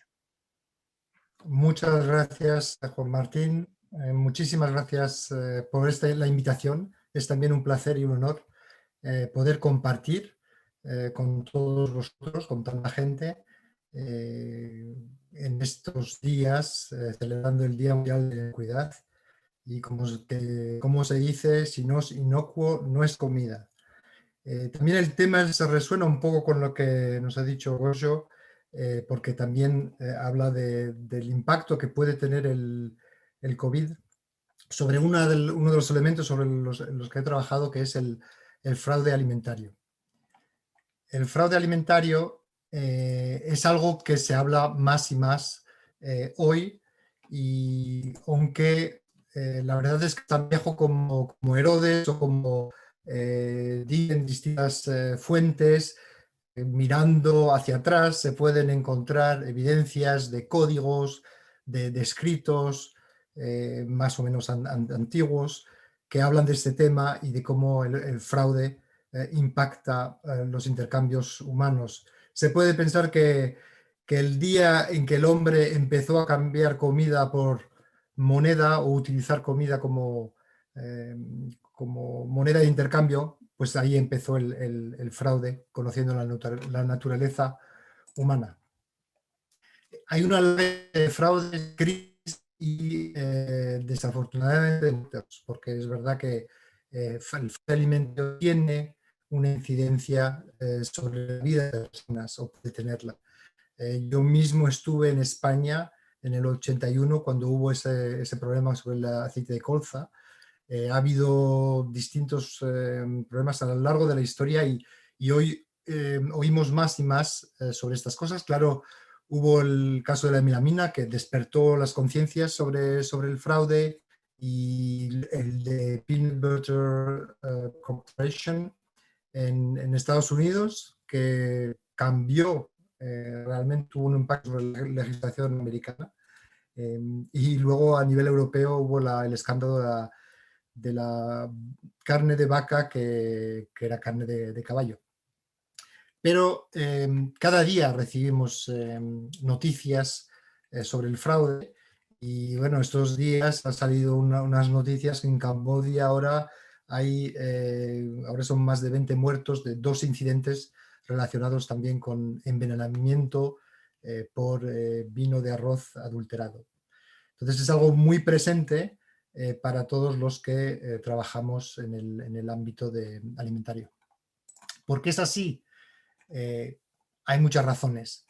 Lo que se puede decir es que realmente tenemos una cadena de suministro muy compleja. He ido a ilustrar con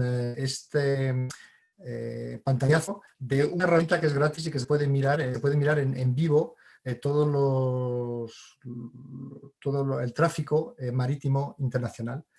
Y es verdad que llegamos en un momento en que no sabemos de dónde viene lo que comemos. Me ha pasado la semana pasada, mi mujer ha comprado un pescado congelado y que parecía todo francés, aunque no lo pusiera, y me di cuenta mirando hacia atrás que estaba hecho en China, el producto acabado completamente. Bruno, Entonces, discúlpame, es hay uno de un los pequeño elementos. problema. Bruno, discúlpame, hay un pequeño problema con la transmisión. Quizá si probamos apagando tu cámara mejore. Gracias. Bueno. Bueno, entonces, sí, el origen el saber de dónde viene la comida que utilizamos es sumamente importante. Cuando trabajaba en el IFS hicimos un estudio sobre el fraude y publicamos una guía de la cual se ha publicado este año la segunda versión y que les invito a telecargar porque es gratis. Hicimos un estudio, un plato congelado que era una pizza pepperoni teórica, posibles de ese. Nos dimos cuenta que la harina podía venir de Estados Unidos, el aceite de colza de España, la lecitina de Brasil, la sal de Inglaterra, especies de India, Pakistán, la salsa de tomate de Grecia, la mozzarella, si tenemos suerte, de Italia, pero más probablemente de Dinamarca o Alemania, y el de México, pepinillo de Polonia y todo esto. En total, pues había más de 30 ingredientes y 30 posibles fuentes de origen. Cuando consultamos el productor de esa pizza que formaba parte de IFS, el producto,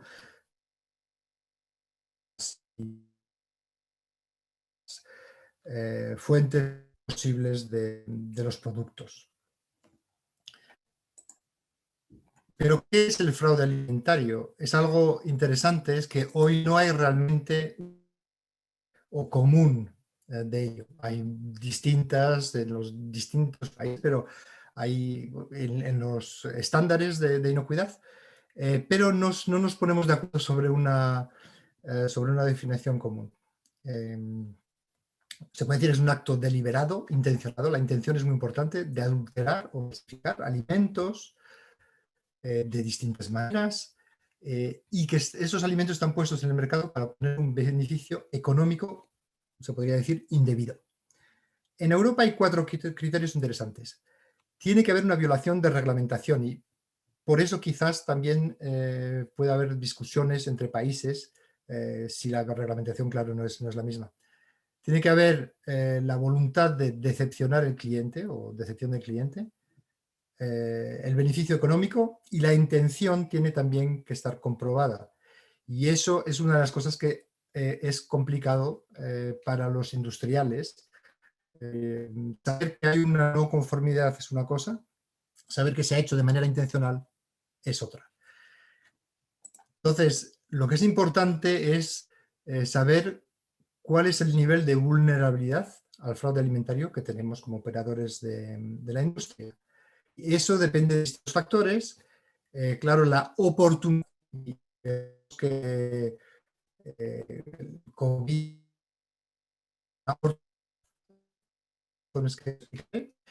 tiene que haber una motivación económica criminal en este ámbito del fraude alimentario. Y hoy en día hay distintas organizaciones criminales que utilizan realmente la industria agroalimentaria para ganar dinero haciendo fraude. Y claro, por otra parte depende del nivel de medidas de control, si es posible detectar ese fraude.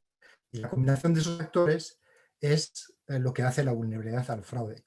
Se puede decir de manera más fácil, de manera más simple, es que cuanto más fácil es realizar el fraude, cuando más difícil de detectar y cuanto más beneficio hay, pues más probabilidad hay que haya fraude.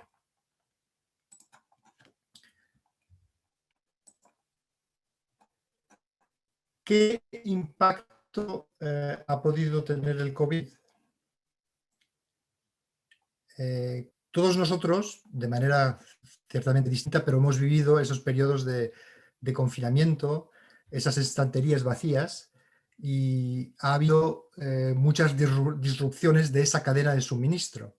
Si hay disrupción, quiere decir que yo necesito esos alimentos de manera urgente, y eso, claro, es una cosa que puede provocar pues fraude. Por otra parte, esa escasez de algunos productos, debido a la compra de pánico, en Francia es posible tener harina, huevos,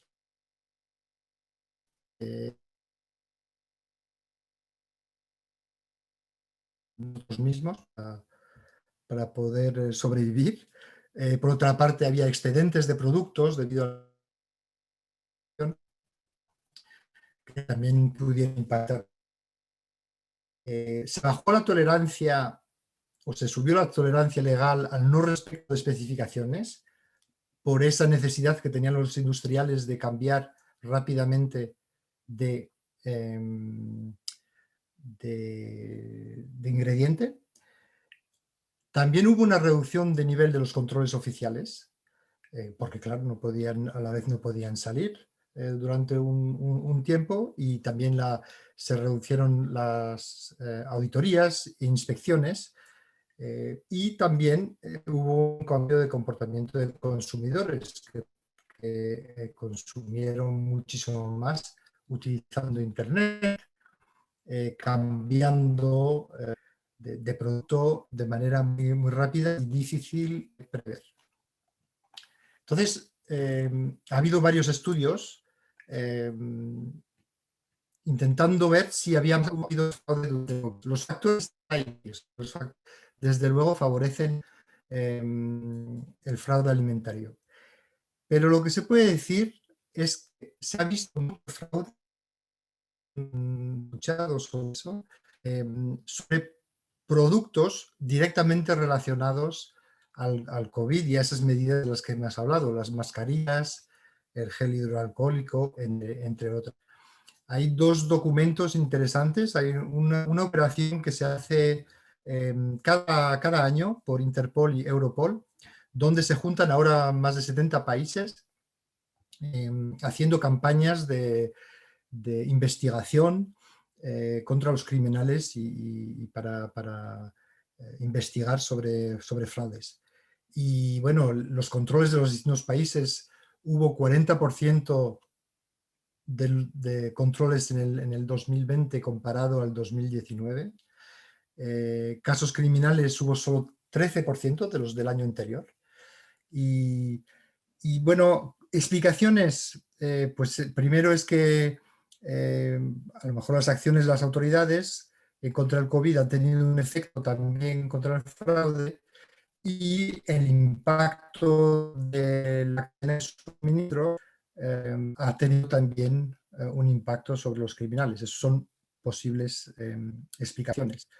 El otro documento interesante y una red de colaboración que os invito a mirar y a participar, porque además es gratuito, es el Food Authenticity Network, que ha hecho un estudio y lo que dicen es que finalmente, aunque esté claro que las condiciones de vulnerabilidad han cambiado para más, no hay evidencia de realmente una subida de casos de fraude relacionados con el COVID.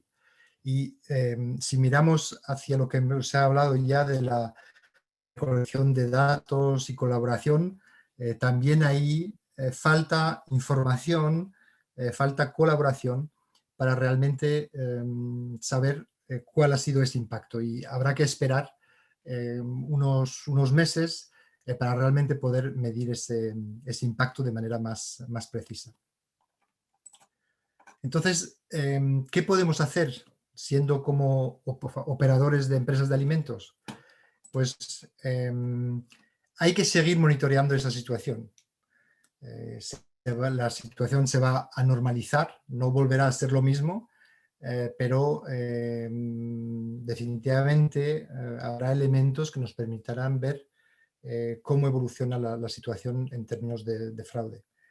Hay que estar atento a todos los eventos que puedan influir la vulnerabilidad y también pues tener esa recolección de datos y mirar las informaciones que se pueden tener sobre los distintos eventos que hay. Una cosa importante y que ha cambiado con el COVID es realmente que hay un trend hacia un suministro más local. Entonces hay que, yo creo, tomar contacto con los proveedores. Es importante, es una de las claves de realmente saber de dónde viene lo que compramos y para los industriales, los ingredientes que utilizan, y ganar esa confianza que permite utilizar esos ingredientes sin problemas. Y en eso las nuevas tecnologías pueden ayudarnos.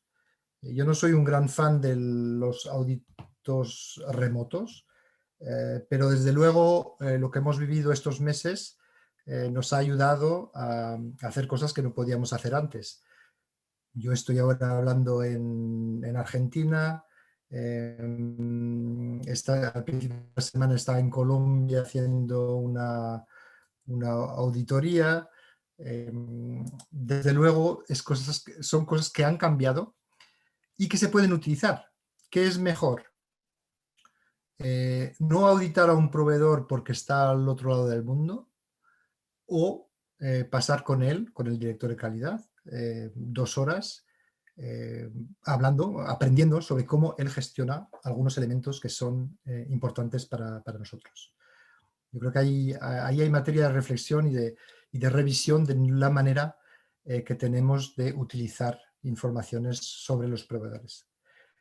Hay que revisar, claro, ese análisis de vulnerabilidad con los datos que se tiene, revisión de la cadena de suministro, ya lo he comentado, y un elemento que también del que habló Margarita es la colaboración. La colaboración es importante a todos los niveles y es algo que realmente es parte de la cultura de inocuidad que debemos tener todos, de ir a buscar esa información, de compartirla dentro de las asociaciones, con nuestros colegas, con los proveedores, con los clientes.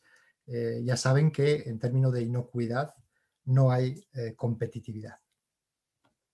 Algunos ejemplos que les quiero dar de posibles fuentes de información que no sean, o sea, que sean gratuitas.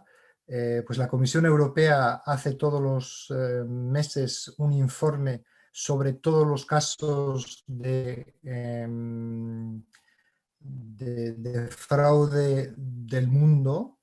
Está basado sobre todo las publicaciones en todos los periódicos y es algo interesante de poder ver. Está basado sobre una herramienta también disponible que se llama DCIS. Aquí se puede buscar todos los días en distintos idiomas pues todas las noticias relacionadas en particular con adulteración de los alimentos. Hay varios sitios como el de Food Integrity donde se pueden descargar libros, informaciones para mejor entender lo que es la integridad del producto y el fraude alimentario, y también esos elementos son gratuitos. Y les invito realmente a mirar lo que propone el Food Authenticity Network, o sea, la red de autenticidad de alimentos, que es una organización que permite el intercambio de información entre sus miembros y que es para mí un ejemplo de lo que se puede hacer en términos de colaboración entre el dominio público y el dominio privado. También hay todos los guías que existen en esa red, pero eso es una lo que ofrece es. Para acabar, que se llama SSafe, que ha hecho varias herramientas también sobre el análisis del fraude y han publicado recientemente una serie de vídeos y de lecciones, de cursos de autoridades del sector como John Spink o Chris Elliott, explicando paso a paso todos los elementos del fraude alimentario. Así que es hoy la tecnología nos permite informarnos, formarnos, porque hay que formarse, o capacitarse para ser mejor y ayudar a mejorar la inocuidad de los alimentos que producimos.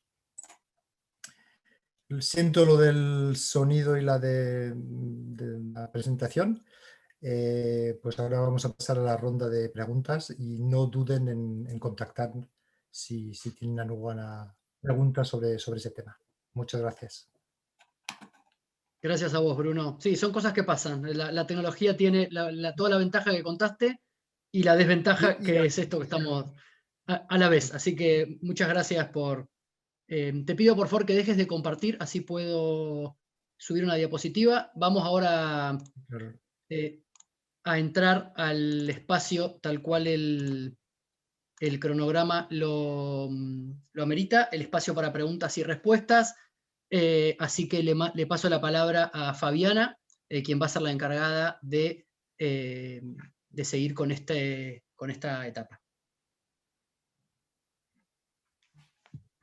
Bueno, ok. Muchas gracias a todos. Tenemos algunas preguntas que estamos tratando de buscar. ¿Me escuchan? Sí, se escucha bien. ¿Se escucha bien? Ah, ok, perfecto. Estoy con problemas de señal, por eso no pongo el video. Bueno, hay un par de preguntas de entrada para Sergio. Una, si nos podrías compartir estrategias para incentivar la atención en capacitaciones virtuales. Y la segunda, que puede estar muy relacionada, es ¿cómo hacemos para evaluar la eficacia de las capacitaciones? ¿A qué herramientas para poder evaluar eficacia? Muy bien, vamos con la primera. La primera es complicada y sencilla. Preguntándole cosas a la gente, miren, denme una señal de vida, por favor. Prendan las cámaras y atentos, pero denme una señal de vida, por favor, contéstenme en el chat X, Y o Z pregunta. Y luego nadie contesta y ahí les va lo que yo hago. Miren, yo tengo aquí estos dos amigos que los pongo aquí y ellos sí me escuchan, ¿no? Y ahí la gente se empieza a reír, ¿no? La versión de Zoom tiene algo que se llama poll o polls o encuestas, donde tú puedes preparar algunas encuestas, nada más que eso requiere planeación. Incluso te puedes ir a YouTube y hay una serie de seminarios de cómo usar la versión de encuestas y ahí tú avientas una encuesta de vez en cuando, ¿no? Prendan las cámaras, vamos a hacer una discusión y prendes los micrófonos, prendes las cámaras y discutes lo que haya que discutir, ¿no? Sí toma más esfuerzo, ver sesiones más cortas. Si es un curso de 8 horas, tal vez dividirlo en 2 días de 4 en vez de uno de 8. Bueno, yo lo haría de 4:30 y 4:30, porque acuérdense que en Latinoamérica la gente llega tarde. Y así, pequeñas cositas, ¿no? El chat es una forma muy sencilla. No tienes que prender la cámara, Eugenia. Nada más lo decía de una estrategia que puedes usar con tus participantes. Aquí las tenemos deshabilitadas, no se preocupen. Era una forma de hacer las cosas, ¿no? O de repente estás hablando y decir, miren, dije este comentario y Margarita soltó una sonrisa. Muy seguramente se acuerda de alguna situación que le pasó de algo, ¿no? Estar bien atento. Tener un monitor también eso ayuda, alguien que te esté ayudando a monitorear el curso, alguien que esté monitoreando el chat o alguien que te diga, me desconectó y que tú sigas enfocado en tu clase y la otra persona, el monitor, se enfoque en lo de en lo de que no se oye, de que me desconectó, de que qué hago. Y bueno, esa es la primera. Pero la versión si están interesados por ahí, mándenme un correo. Creo que tengo una presentación de cómo hacer más efectiva en Zoom, se las podemos enviar o se la envío a la asociación y ya se encargan de distribuirla. Esta me la encontré por ahí, esta no es mía. De todos modos se las mando, pero con el crédito que es. Segunda, la pregunta era, ¿cómo saber si la capacitación fue efectiva? Preguntándoselo. O sea, me pueden preguntar. Es muy difícil dar un examen, ¿no? Pero ¿qué puedes hacer? Puedes poner la pregunta en el pizarrón y luego leer las 3 respuestas y pedir que la gente en el chat participe, o si es en vivo que levanten la mano, ¿no? Y luego ir a verlos al piso de producción a ver si en realidad eso está sucediendo. Tan, tan. Eso toma tiempo, hay que planearlo.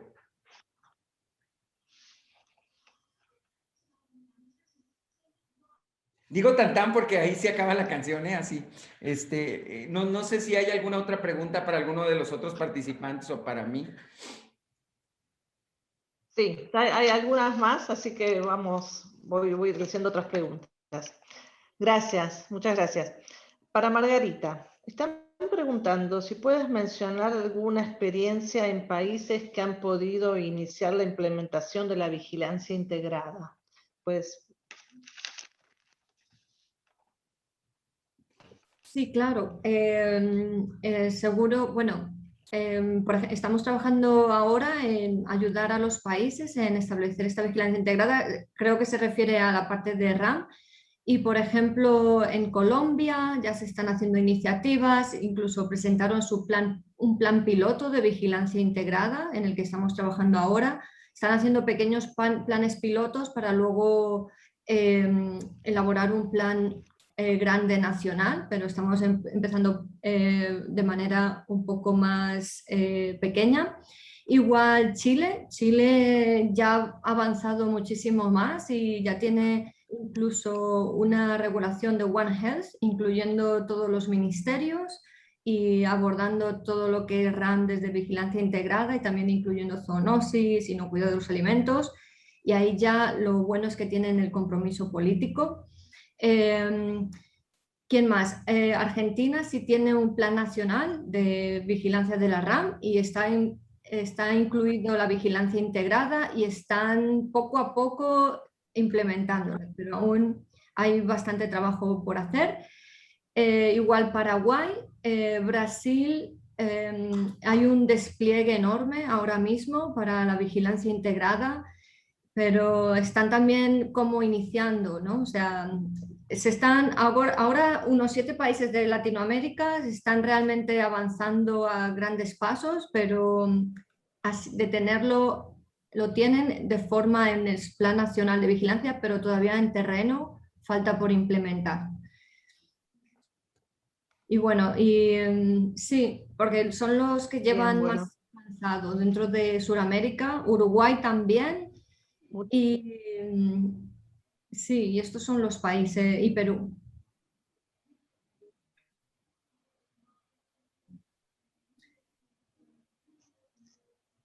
No sé si contesté la pregunta, si se congeló la imagen.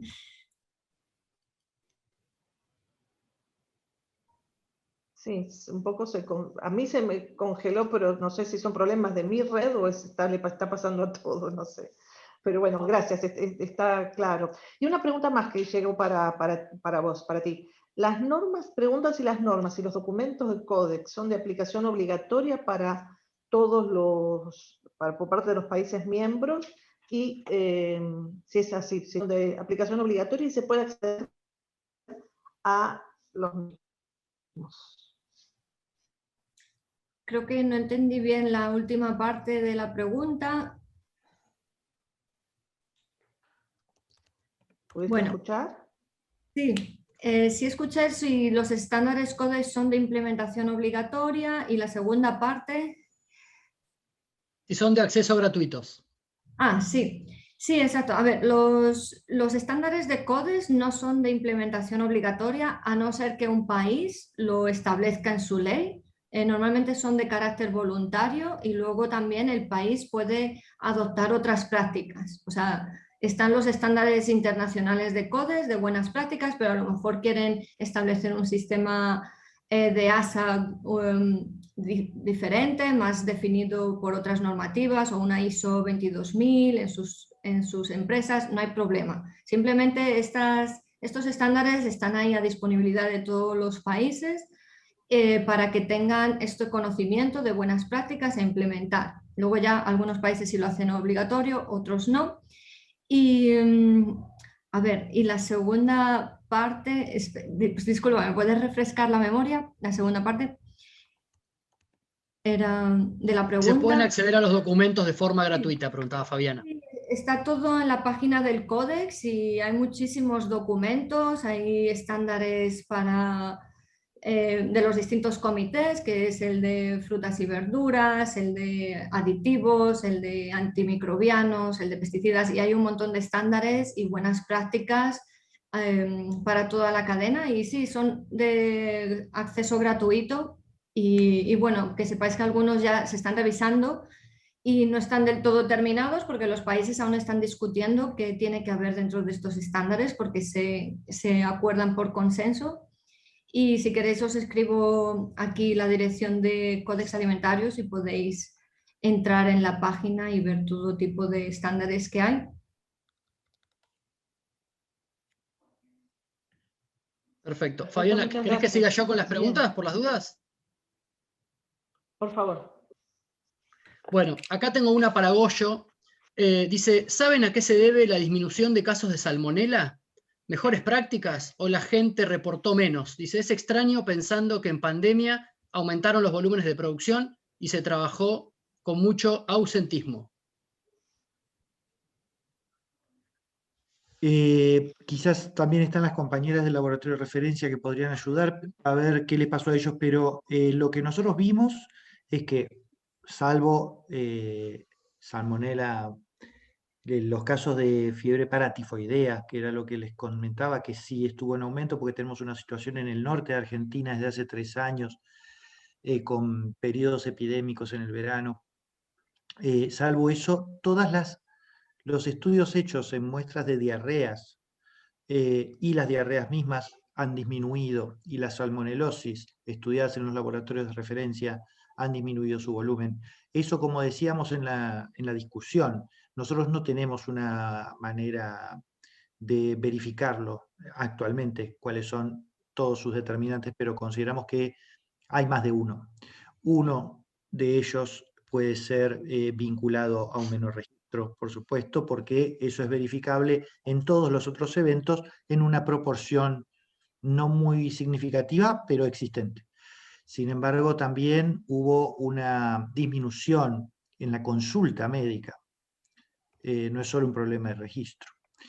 Y también hubo unos cambios de hábitos, ¿no? Y de conductas de la población. Entonces, pero también lo que decía la persona que preguntó, donde también hubo ausentismo laboral en plantas industriales, etcétera. Con lo cual, el conjunto de esas cosas es lo que estamos viendo, un efecto de un conjunto de cosas que no somos capaces todavía de dimensionar cuál es su aporte individual a ese efecto.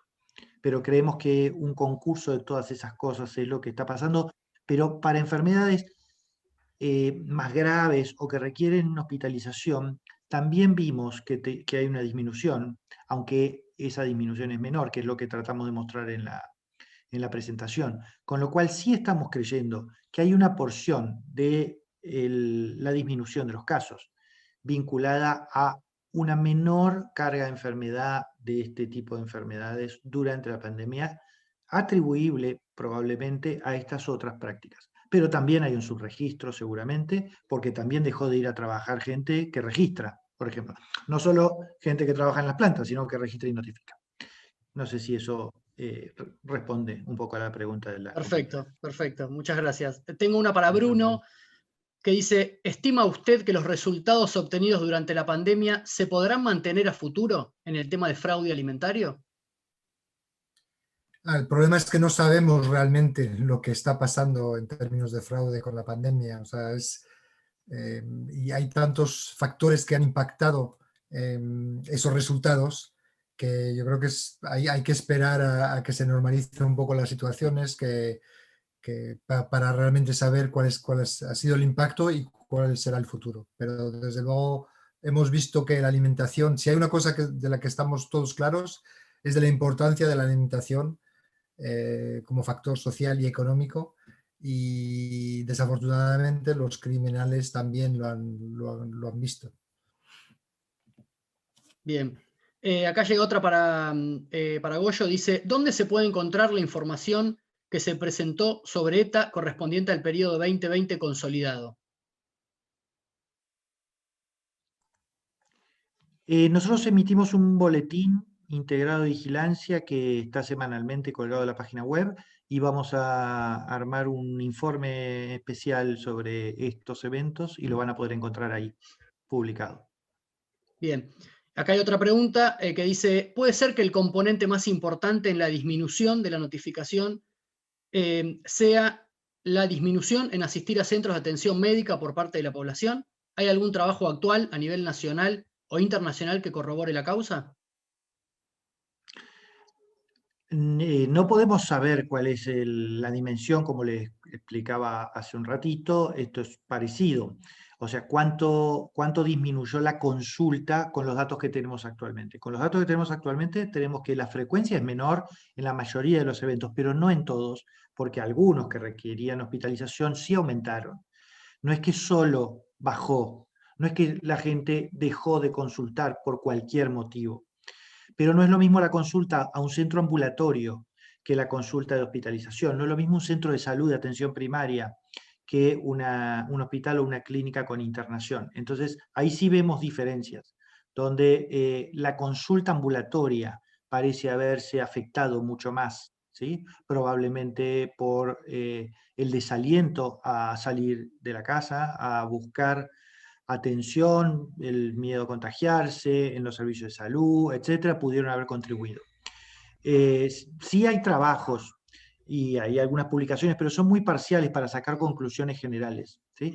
Sobre la afectación de la atención, sobre todo de pacientes crónicos, etcétera. Acá estamos hablando de enfermedades agudas, ¿no?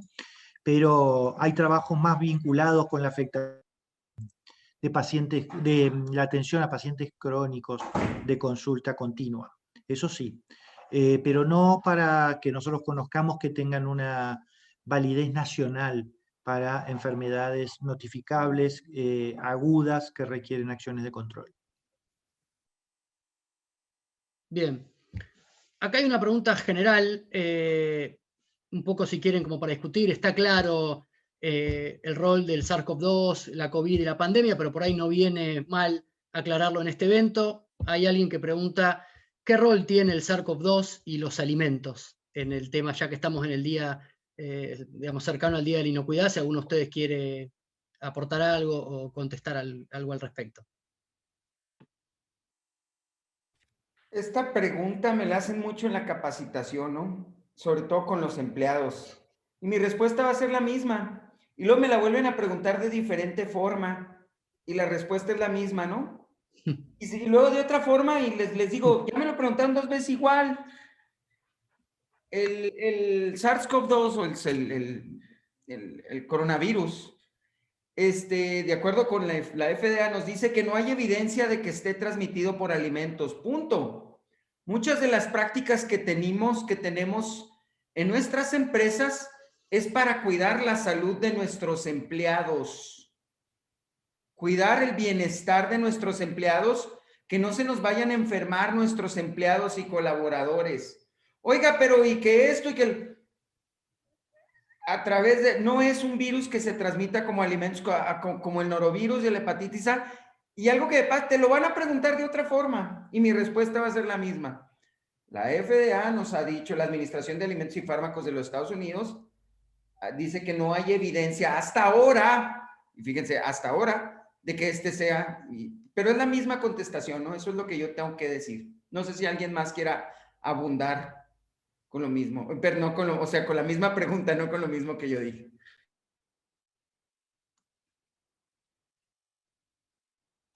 Bueno, si nadie más, no sé, perdón, Margarita, no sé si querías aportar algo. No, ya lo ha dicho muy bien Sergio. La verdad que es eso, no hay evidencia de que el SARS-CoV se transmite a través de los alimentos y gracias a Dios yo creo que la industria de alimentos es una de las que tiene mejores prácticas de higiene y tiene sistemas de ASAP y de ISO muy fuertes que no solo para prevenir la COVID u otros patógenos, ¿no? Por eso... eso es importante y bueno, ya si ocurre alguna cosa es de transmisión de persona a persona o alguna contaminación excepcional, pero por fortuna no se transmite por alimentos y no ha habido evidencia que lo corrobore, ¿no? Y el efecto positivo es que nunca se han lavado las manos más los empleados, todo el mundo que va a fábrica, las mascarillas. Yo creo que los alimentos que comemos hoy en día son todavía más inocuos que antes. Efecto positivo de la crisis. La única pregunta es qué se va a quedar, ¿no? Tal cual, perfecto. Bueno, estamos llegando al final del evento. Les voy a compartir a los 425 participantes que están conectados en este momento una encuesta, que es una encuesta de satisfacción general del evento. Les pido por favor que la completen, nos va a servir a nosotros como grupo, bueno, para mejorar, para buscar alternativas y ver qué les pareció en líneas generales, ¿no? Vamos a esperar unos minutos hasta alcanzar un porcentaje mayoritario de los asistentes, así que por favor les pido que voten.